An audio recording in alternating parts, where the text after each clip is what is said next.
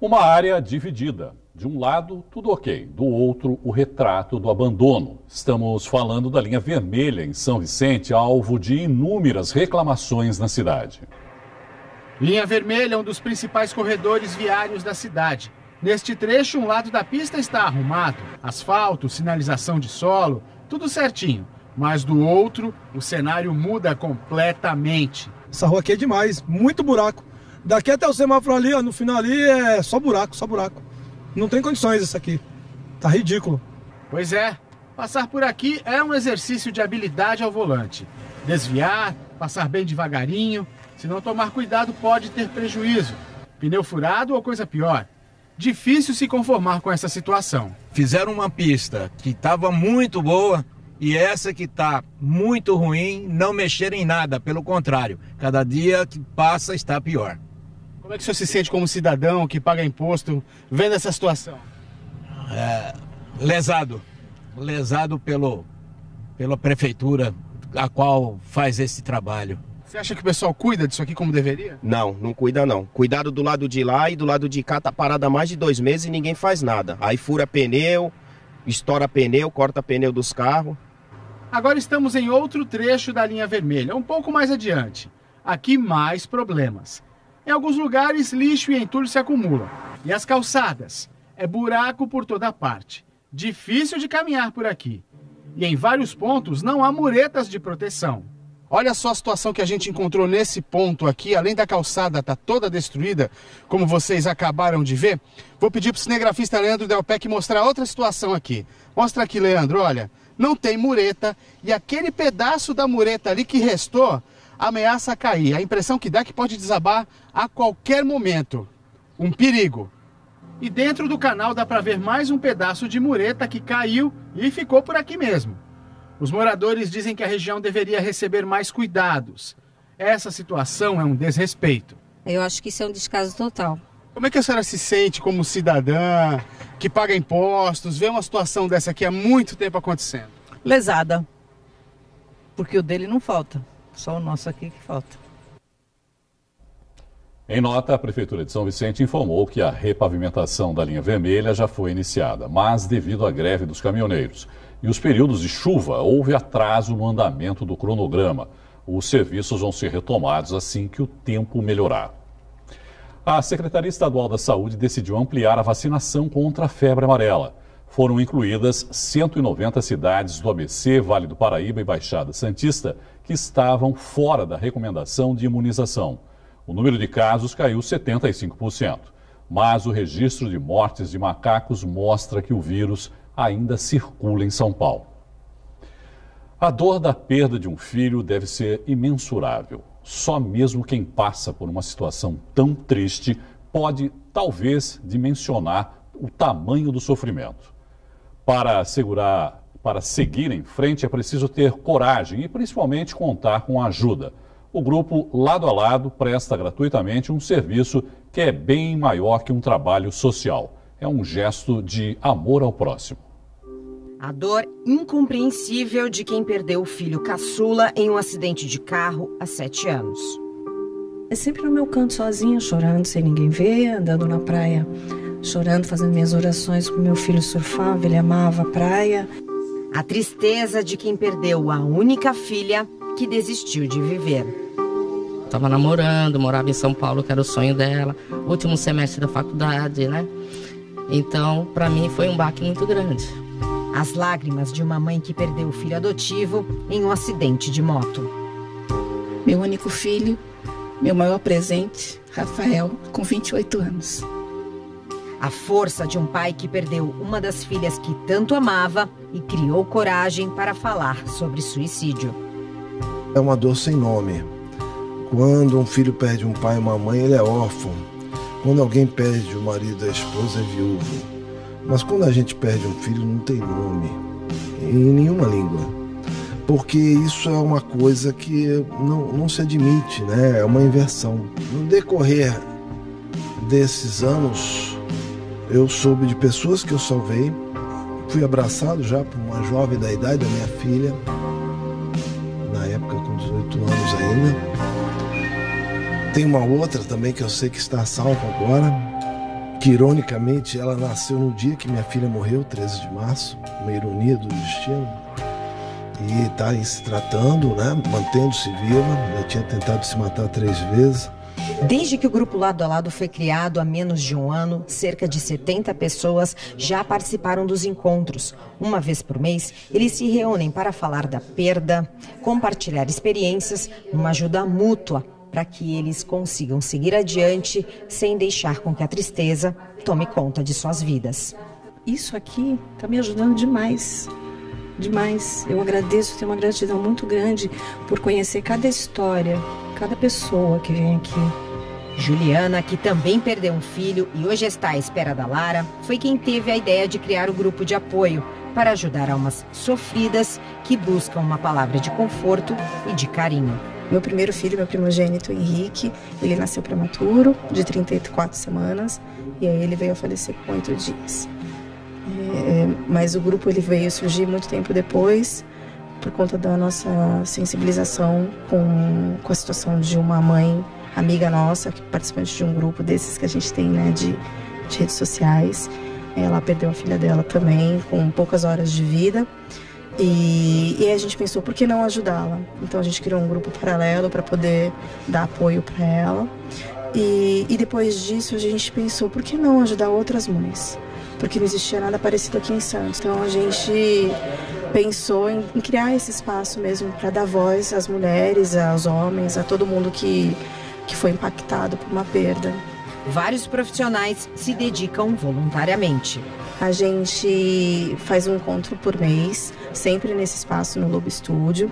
A gente tem uma página no Face onde a gente comunica as datas. Não tem custo nenhum para os participantes. Então, se você tiver alguma dúvida, quiser compartilhar a sua história, quiser vir até aqui, a gente faz esse convite para todo mundo aqui da Baixada Santista, aqui do litoral. Só entra na nossa página, Grupo de Apoio Lado a Lado, no Face, que a gente pode dar maiores informações. Depois de dias com chuva e frio, o tempo começa a mudar na Baixada Santista. Amanhã deve haver garoa pela manhã e sol à tarde. Na quarta-feira, quando começa o inverno, o dia deve ser ensolarado e as temperaturas começam a subir. Na quinta, a máxima prevista pode chegar a 30 graus. O presidente Michel Temer viajou hoje e a presidente do Supremo Tribunal Federal, Carmen Lúcia, assumiu o cargo pela segunda vez no ano. Esse é um dos assuntos do Brasil em um Minuto. A presidente do Supremo Tribunal Federal, ministra Carmen Lúcia, fica no exercício da presidência até hoje à noite, quando Michel Temer volta da reunião de cúpula do Mercosul, no Paraguai. Os presidentes da Câmara, Rodrigo Maia, e do Senado, Eunice Oliveira, também saíram do país para viagens oficiais. O preço da gasolina nas refinarias sofre nova redução. A Petrobras anunciou queda no preço de 1,24%. O litro passa a custar R$ 1,89, 2 centavos a menos que o preço atual. O repasse para o consumidor depende das distribuidoras e donos de postos. Brasileiros com mais de 57 anos podem sacar o PIS/PASEP a partir de hoje. A autorização vai ser ampliada para todas as idades entre 14 e 28 de setembro. Segundo o governo, 28.700.000 pessoas vão ser beneficiadas. Os saques vão injetar mais de 34 bilhões de reais na economia do país. O assunto agora é o Santos. Esquenta o clima político no clube com a possibilidade de José Carlos Pérez deixar o comando do Alvinegro. A sombra de um impeachment paira sobre a Vila Belmiro. A presidência do Santos ameaçada. É a terceira vez que o atual presidente, eleito para o mandato 2018-2020, sofre um pedido de impedimento e corre o risco de, em um mês, perder o cargo. O pedido de impeachment deverá ser entregue ao presidente do Conselho Deliberativo, Marcelo Teixeira, que terá 5 dias para analisar esse pedido e enviar o mesmo à Comissão de Inquérito e Sindicância, que terá então mais 5 dias para informar oficialmente o presidente do clube sobre o processo. O presidente José Carlos Pérez terá então 10 dias para apresentar a defesa dele na Comissão de Inquérito e Sindicância. Depois disso, a comissão terá 7 dias para emitir um parecer ao presidente do Conselho, Marcelo Teixeira, que então deverá convocar uma sessão extraordinária do Conselho para analisar esse pedido. Uma situação complicada que preocupa torcedores. Fica uma imagem ruim do clube, né? Passar tanto para o futebol brasileiro e como para o futebol mundial. Então, uma época de Copa do Mundo. E o futebol é uma empresa. É um negócio muito grande. Envolver impeachment. O presidente, a instituição Santos é muito grande para ficar com essa palavra muito forte, impeachment para o clube.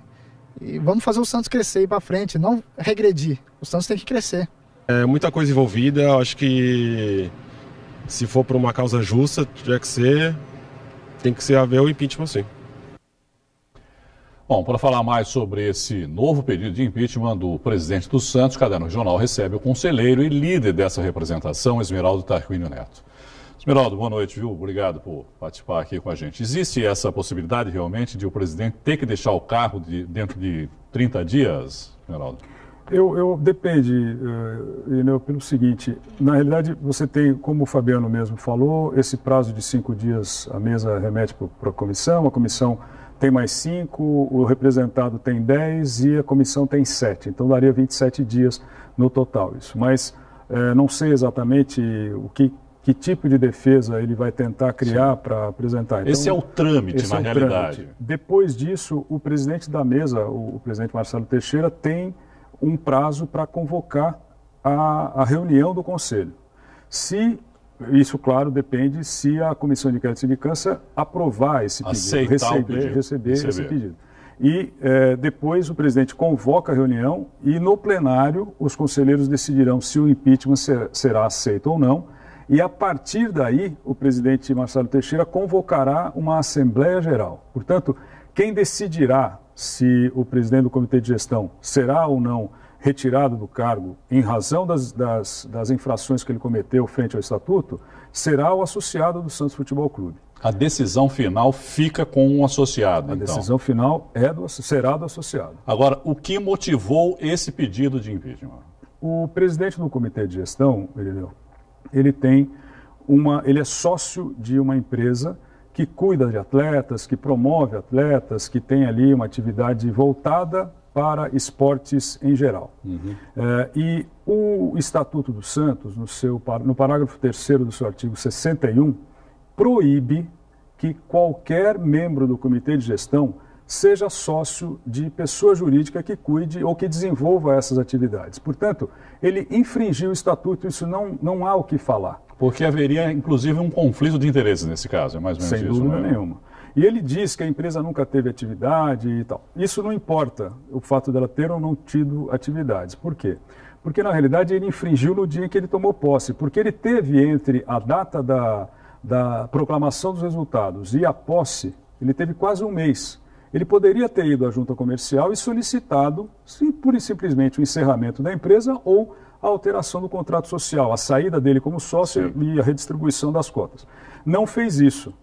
Então, no momento em que ele assume ainda sócio, ele já infringiu, ele já fez aquela infração. Ele continua sócio ainda hoje ou depois disso ele pediu esse... Ele pediu, pelo que nós soubemos, porque isso ainda não aparece no site da junta comercial, ele pediu o encerramento da empresa. Mas, como eu falei, ele já havia infringido o Estatuto no dia 2 de janeiro. Quando assumiu a presidência, ainda tendo a empresa em funcionamento, teoricamente. Exatamente, exatamente. Quantos conselheiros assinaram esse novo pedido? Isso é uma coisa assim, eu fico realmente muito feliz com isso. Isso não é um pedido meu, não é uma vontade minha, individual, particular. Eu lamento, assim como o entrevistado Lucas falou, é uma pena que o Santos se veja nesse estado. Nós já tivemos um outro impedimento de presidente na década de 90, em 1994. Só que no ano seguinte, o Santos foi vice-campeão brasileiro. Só não foi campeão porque nos roubaram, contra o Botafogo. Então, isso faz parte de um processo. É lógico que não é o melhor cenário, mas é um cenário que, se nós tivermos que passar por ele, é melhor que nós tentemos passar da maneira mais razoavelmente ou mais suave possível. Então, essa, como eu falei, não foi uma iniciativa minha.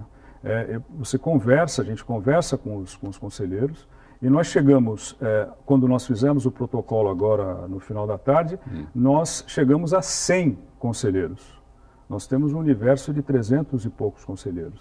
Nós não podemos desconsiderar que um terço destes conselheiros assinou um pedido de impedimento do presidente. E veja complementarmente, é possível encarar, e na realidade é isso mesmo, esse foi um pedido completamente despolitizado.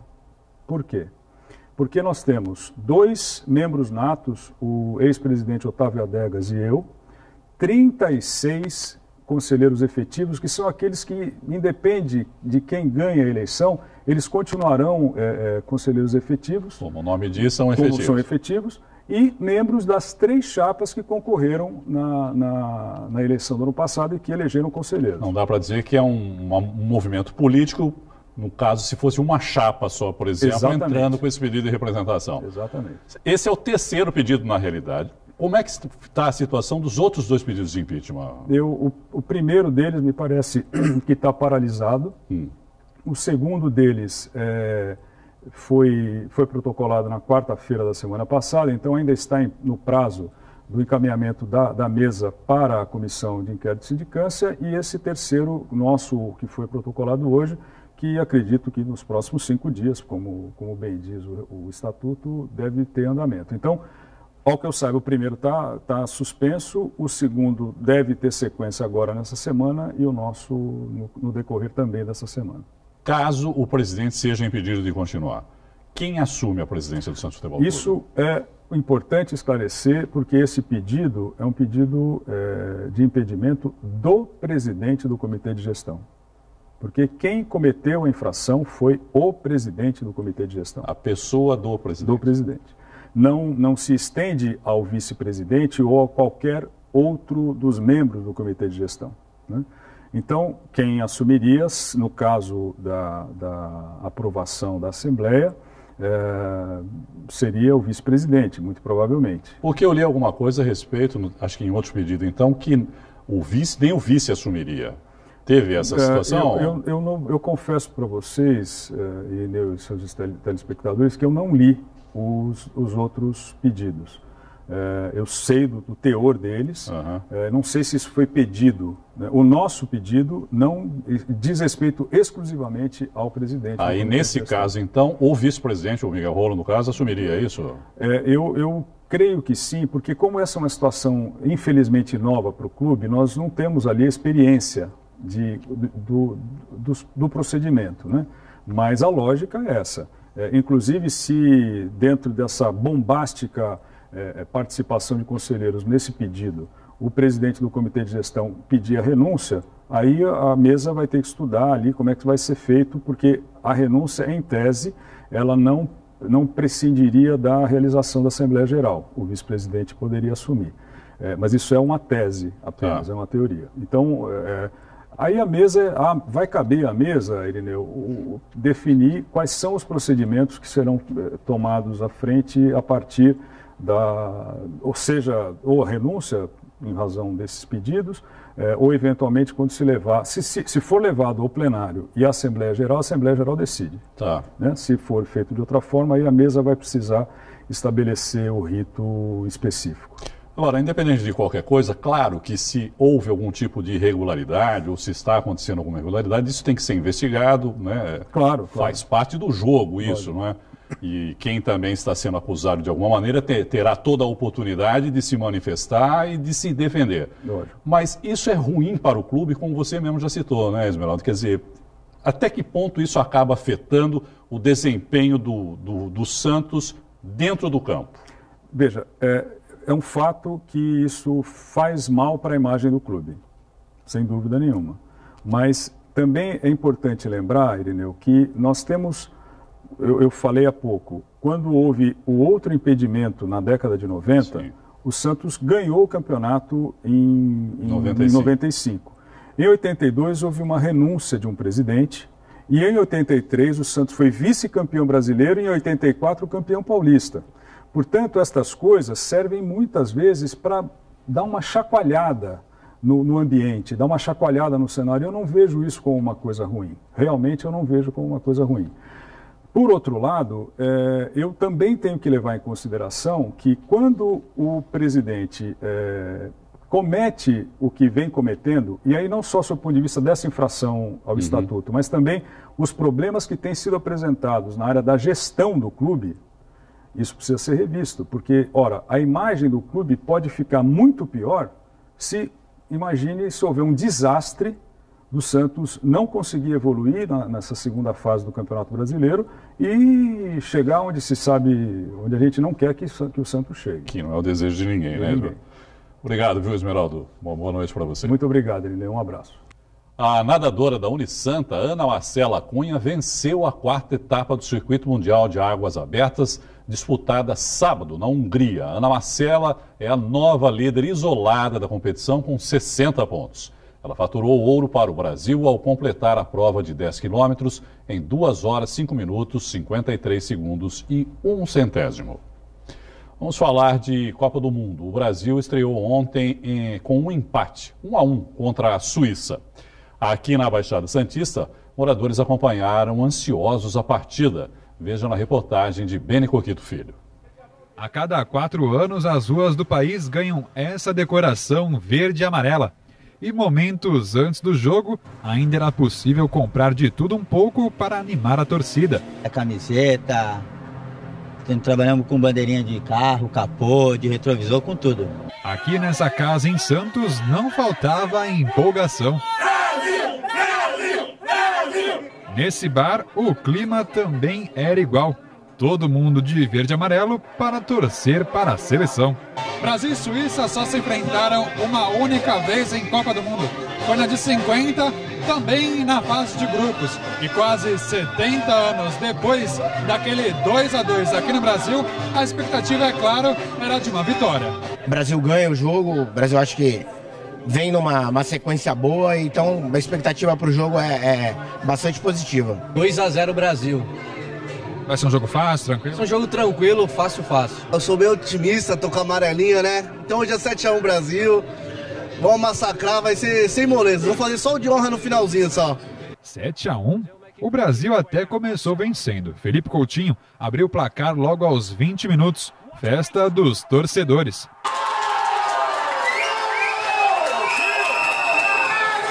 Mas depois a partida esfriou. O Brasil não conseguiu ampliar a vantagem e o confronto foi para o intervalo com 1-0. No começo da segunda etapa, Zuber fez de cabeça, 1-1. Apesar da pressão, o Brasil não voltou a balançar as redes. Com um empate, a seleção ficou em segundo no grupo E. Apesar do tropeço, o clima é de otimismo para o tão sonhado Hexa. Tem que ter paciência, né? Não foi um jogo que a gente teve o resultado que queríamos, mas tá tudo aberto, o grupo tá tudo aberto. O Brasil vai melhorar. No outro jogo da chave, a Sérvia venceu a Costa Rica por 1-0. O Brasil enfrenta agora a equipe da América Central na sexta-feira, às 9 da manhã. E a edição de hoje fica por aqui. No Santa Portal você encontra mais notícias de Santos e região. Uma boa noite para você e até amanhã. Tchau.